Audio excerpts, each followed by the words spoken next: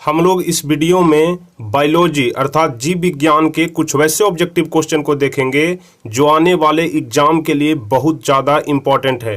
तो आप सभी लोग इस वीडियो को पूरा देखिएगा, ध्यान से देखिएगा, ताकि आपको वीडियो देखते देखते ही सारे क्वेश्चन याद हो जाए। हम आपको इस वीडियो में बहुत ही सरल भाषा में और बहुत ही बेसिक क्वेश्चन आपको बतलाए हैं जो कि आपके एग्जाम में अक्सर पूछे जाते हैं। तो चलिए हम वीडियो को शुरू करते हैं।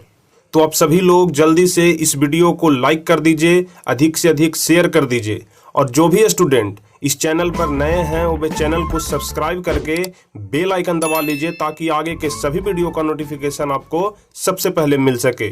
तो चलिए सबसे पहला नंबर क्वेश्चन हम लोग देखेंगे, आहार नाल का सबसे लंबा भाग क्या होता है। पहला नंबर क्वेश्चन कह रहा है कि आहार नाल का सबसे लंबा भाग क्या होता है या फिर कौन सा होता है। ऑप्शन ए है ग्रसनी, बी है छोटी आंत, सी है अमाशय और डी है ग्रासनली। ठीक है, तो आहार नाल का जो सबसे लंबा भाग होता है वह पहला का बी नंबर ऑप्शन होता है छोटी आंत। ठीक है, आहार नाल का सबसे लंबा भाग पहला का बी नंबर ऑप्शन सही हो जाएगा, छोटी आंत। मतलब छोटी आंत आहार नाल का सबसे लंबा भाग होता है। चलिए दूसरा नंबर क्वेश्चन देखेंगे, मानव हृदय में कितने कोष्ठ होते हैं। मानव हृदय में कितने कोष्ठ होते हैं। ऑप्शन ए है 2, बी है 8, सी है 1 और डी है 4। तो दूसरा का सही आंसर क्या होगा। तो दूसरा का सही आंसर डी होगा 4। मानव हृदय में 4 कोष्ठ होते हैं। इंपॉर्टेंट क्वेश्चन है, बोर्ड मॉडल क्वेश्चन है कि मानव हृदय में कितने कोष्ठ होते हैं। तो दूसरा का डी नंबर ऑप्शन सही होगा, 4 कोष्ठ होते हैं। चलिए तीसरा नंबर क्वेश्चन देखेंगे, अमीबा अपना भोजन पकड़ता है। अमीबा अपना भोजन किस चीज के द्वारा पकड़ता है। ऑप्शन ए है कुटपाद के द्वारा, बी है कोशिका सतह के द्वारा, सी है लाइसोसोम के द्वारा और डी है इनमें से कोई नहीं। तो आप तीसरा का सही आंसर जल्दी से बतलाइए। और तीसरा का सही आंसर हम आपको बताते हैं कि अमीबा अपना भोजन किस चीज से पकड़ता है। तो इसका सही आंसर हो जाएगा कुटपाद के द्वारा। तीसरा का ए नंबर ऑप्शन सही हो जाएगा, अमीबा अपना भोजन कुटपाद के द्वारा पकड़ता है। चलिए चौथा नंबर क्वेश्चन हम लोग देखेंगे, इंसुलिन की कमी के कारण कौन सा रोग होता है। अगर शरीर में इंसुलिन की कमी हो जाती है तो उसके कारण कौन सा रोग होता है। ऑप्शन ए है घेघा रोग, बी है मधुमेह जिसको हम लोग चिनिया बोलते हैं, और सी है क्रेटिनिज्म और डी है बौनापन। तो इंसुलिन की कमी के कारण कौन सा रोग होता है। तो चौथा का बी नंबर ऑप्शन सही हो जाएगा, मधुमेह रोग। इंसुलिन की कमी के कारण मधुमेह रोग होता है। अब पांचवा नंबर क्वेश्चन हम लोग देखेंगे, रक्त में आयरन की कमी से होने वाला एक रोग बताइए।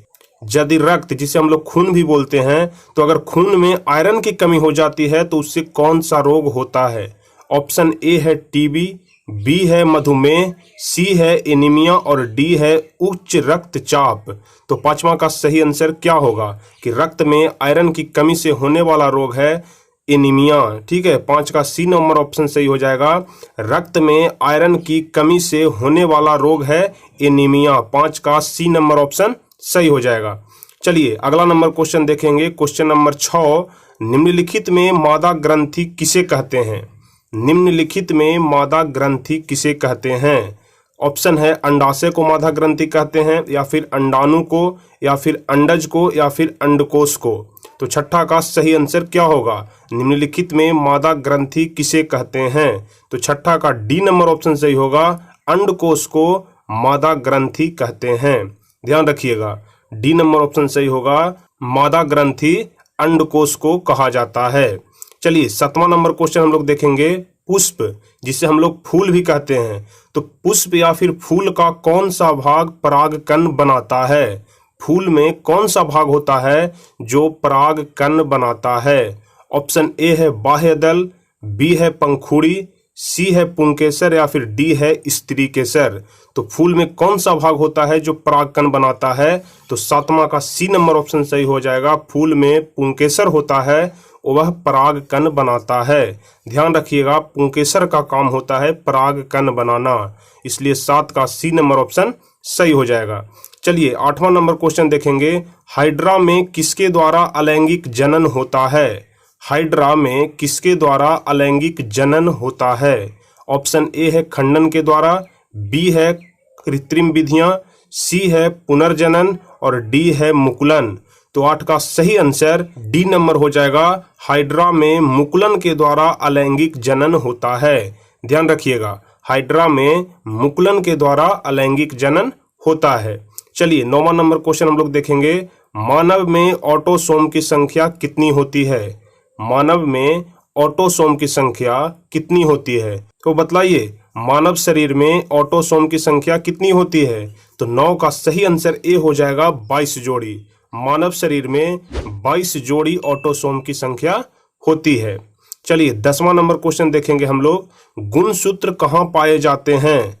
हम आपको बता दें कि जितने सारे भी क्वेश्चन हम आपको अभी बता रहे हैं, सभी क्वेश्चन आने वाला जो आपका मैट्रिक का एग्जाम है उसके व्यू से बहुत ज़्यादा इम्पोर्टेंट है, क्योंकि यह सभी क्वेश्चन आपके एग्जाम में पूछे जाने की बहुत अधिक संभावना है। इसलिए आप सभी क्वेश्चन को ध्यान से समझ लीजिएगा। चलिए 10वां नंबर क्वेश्चन का सही आंसर क्या हो जाएगा? गुणसूत्र कहाँ पाए जाते हैं? ऑप्शन ए है कोशिका में, बी है उत्तक में, सी है केंद्रक में और डी है इनमें से सभी में। तो 10 का सही आंसर सी हो जाएगा, गुणसूत्र केंद्रक में पाए जाते हैं। 10 का सी नंबर ऑप्शन सही होगा कि गुणसूत्र केंद्रक में पाए जाते हैं। ध्यान रखिएगा। चलिए 11 नंबर क्वेश्चन देखेंगे। मानव में कितने रक्त समूह हैं? मानव के शरीर में जो रक्त समूह होता है वो टोटल कितने रक्त समूह होता है? जैसे आप सभी लोगों को पता होगा कि किसी का ब्लड ग्रुप ए होता है, किसी का बी होता है, इसी प्रकार से किसी का ओ होता है। तो मानव के कितने रक्त समूह होते हैं? तो इसका सही आंसर 4 हो जाएगा। मानव में 4 रक्त समूह होते हैं, या फिर मानव शरीर में जो 4 प्रकार के रक्त पाए जाते हैं, सभी मनुष्य में अलग अलग प्रकार के रक्त समूह पाए जाते हैं। ठीक है, मानव में कितने रक्त समूह होते हैं? तो डी नंबर ऑप्शन इसका सही हो जाएगा। चलिए 12 नंबर क्वेश्चन देखेंगे। गुणसूत्र की खोज किस ईस्वी में हुई? गुणसूत्र के बारे में तो आप सभी लोगों को पता ही होगा, और गुणसूत्र की खोज सर्वप्रथम किस ईस्वी में हुई थी इसके बारे में बताना है।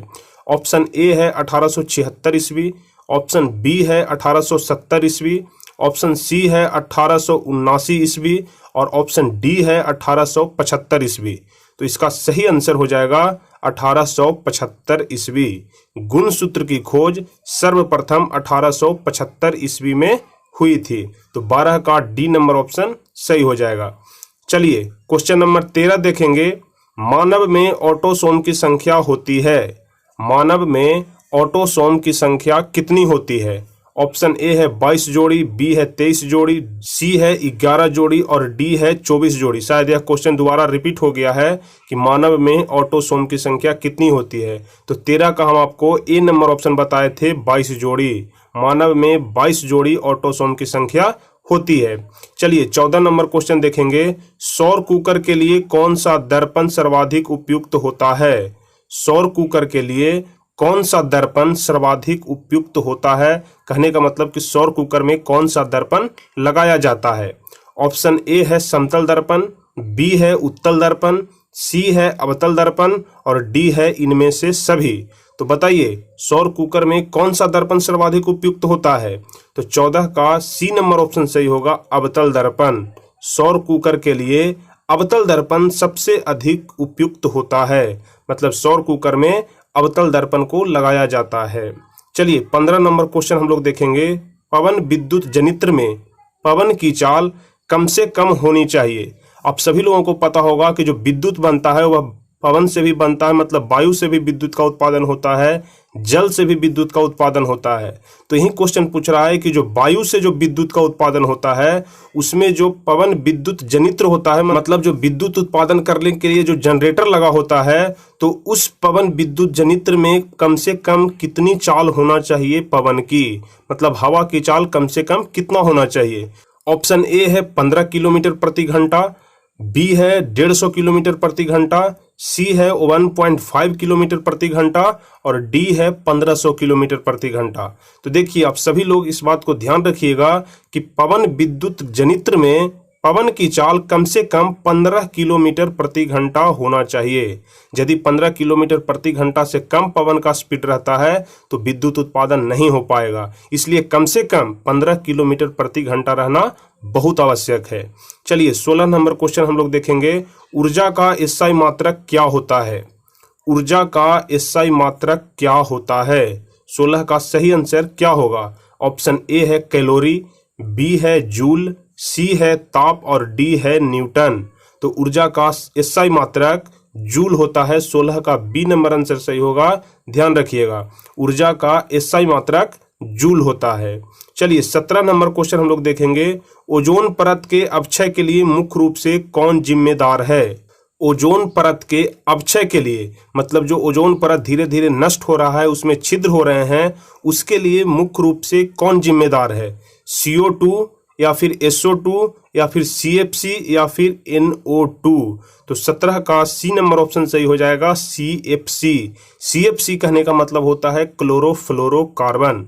ध्यान रखिएगा, आपके एग्जाम में पूछ भी सकता है कि CFC का मतलब क्या होता है या फिर क्लोरोफ्लोरोकार्बन का शॉर्ट रूप क्या होता है। तो आपको बताना है कि CFC का मतलब होता है क्लोरोफ्लोरोकार्बन।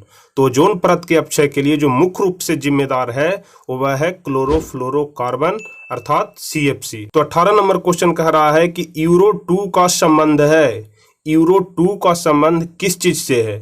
ऑप्शन ए है वायु प्रदूषण से, बी है जल प्रदूषण से, सी है मृदा प्रदूषण से और डी है इनमें से कोई नहीं। तो यूरो 2 का संबंध किस चीज से है? तो 18 नंबर का ए ऑप्शन सही होगा, वायु प्रदूषण से। यूरो 2 का संबंध वायु प्रदूषण से होता है। चलिए 19वां नंबर क्वेश्चन हम लोग देखेंगे, एक सर्वाहारी जीव है। सर्वाहारी कहने का मतलब कि सभी कुछ खाता हो, मांस मछली भी और शाक सब्जी भी। तो बताइए एक सर्वाहारी जीव इसमें से कौन सा है? ए ऑप्शन है बाघ, बी है कुत्ता, सी है गाय और डी है उपयुक्त सभी। तो आप बाघ के बारे में जानते होंगे कि सिर्फ यह मांस खाता है, गाय के बारे में भी जानते होंगे कि यह सिर्फ शाकाहारी होता है, लेकिन कुत्ता होता है वह शाकाहारी और मांसाहारी दोनों होता है, इसलिए कुत्ता ही एक सर्वाहारी जीव है। 19 का बी नंबर ऑप्शन सही हो जाएगा। चलिए 20वां नंबर क्वेश्चन हम लोग देखेंगे, ओजोन के एक अणु में कितने परमाणु होते हैं? बहुत ज़्यादा इंपॉर्टेंट क्वेश्चन है कि ओजोन के एक अणु में कितने परमाणु होते हैं। देखिए सबसे पहले आपको ओजोन का अणुसूत्र आना चाहिए कि ओजोन का सूत्र क्या होता है। तो ओजोन का सूत्र होता है O3, ठीक है, ओजोन का सूत्र होता है O3।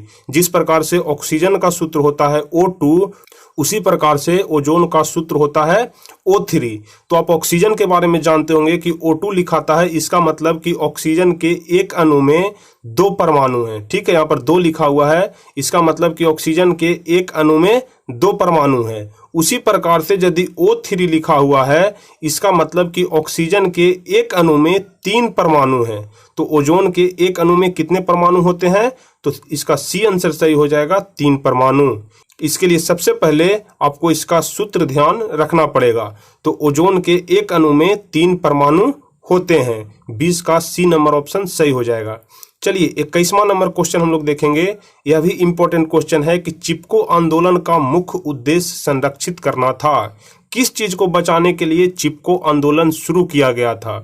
तो ऑप्शन ए है मिट्टी को बचाने के लिए, कि बी है वृक्षों यानी कि पेड़ पौधों को बचाने के लिए, सी है जल को बचाने के लिए और डी है बिजली को बचाने के लिए। तो 21 का बी नंबर ऑप्शन सही होगा, वृक्षों यानी कि पेड़ पौधों को बचाने के लिए ही चिपको आंदोलन शुरू किया गया था। चिपको आंदोलन में सभी लोग पेड़ पौधों को बचाने के लिए पेड़ के साथ ही चिपक जाते थे, ठीक है। तो 21 का बी नंबर ऑप्शन सही हो जाएगा। चलिए 22वां नंबर क्वेश्चन हम लोग देखेंगे, ऊर्जा का पारंपरिक स्रोत क्या है? ऊर्जा का पारंपरिक स्रोत क्या है? ऑप्शन ए है बायोगैस, बी है सौर ऊर्जा, सी है पवन ऊर्जा और डी है कोयला। 22 का सही आंसर क्या हो जाएगा? तो 22 का सही आंसर डी हो जाएगा। ऊर्जा का पारंपरिक स्रोत कोयला है। जो कोयला है वह ऊर्जा का पारंपरिक स्रोत है। चलिए अगला नंबर क्वेश्चन देखेंगे, क्वेश्चन नंबर 23, CFC का पूरा नाम बताएं। देखिए पिछले क्वेश्चन में हम आपको इसके बारे में अभी बता रहे थे कि CFC का पूरा नाम क्या होता है, तो इसका उत्तर आप खुद से दीजिए कि CFC का पूरा नाम क्या होता है। सभी लोगों को मालूम हो गया होगा कि CFC का पूरा नाम होता है क्लोरोफ्लोरोकार्बन। 23 का C नंबर ऑप्शन सही होगा। CFC का पूरा नाम होता है क्लोरोफ्लोरोकार्बन। चलिए 24 नंबर क्वेश्चन की तरफ हम लोग बढ़ेंगे। चिपको आंदोलन की शुरुआत कब हुई? चिपको आंदोलन की शुरुआत कब हुई? ध्यान रखिएगा, चिपको आंदोलन पेड़ पौधों को बचाने के लिए एक आंदोलन किया गया था, उसी को हम लोग कहते हैं चिपको आंदोलन। तो उसकी शुरुआत कब की गई थी? सन 1870 ईस्वी में कि 1970 में कि 1980 ईस्वी में कि इनमें से कोई नहीं? इसका सही ऑप्शन कौन सा होगा? तो चिपको आंदोलन की शुरुआत की गई थी सन 1970 ईस्वी में। 24 का B नंबर ऑप्शन सही होगा। सन 1970 ईस्वी में चिपको आंदोलन की शुरुआत की गई थी। चलिए क्वेश्चन नंबर 25 देखेंगे, जो कि सबसे आखिरी क्वेश्चन है। वायु में नाइट्रोजन की प्रतिशत मात्रा कितनी होती है? मतलब वायु में नाइट्रोजन कितना प्रतिशत पाया जाता है? 25 का A नंबर ऑप्शन है 70%, B है 75%, C है 78% और D है 21%। तो बताइए वायु में नाइट्रोजन कितना प्रतिशत पाया जाता है? तो 25 का A नंबर ऑप्शन सही होगा 70%। वायु में 70% नाइट्रोजन पाया जाता है। 25 का A नंबर ऑप्शन सही होगा। चलिए इसी के साथ आपका सारे क्वेश्चन आंसर समाप्त हो जाते हैं। तो यदि आपको यह वीडियो अच्छा लगा हो तो कृपया इसे लाइक जरूर करें, क्योंकि आपका एक लाइक ही हमें आगे वीडियो बनाने के लिए प्रेरित करता है। और जो भी स्टूडेंट नए हैं वह इस चैनल को सब्सक्राइब कर लेंगे, ताकि आगे के सभी वीडियो का नोटिफिकेशन उनको समय पर मिलता रहे जैसे ही हम वीडियो अपलोड करते हैं। तो चलिए फिर मिलेंगे हम आपसे अगले वीडियो में। तब तक के लिए जय हिंद, धन्यवाद।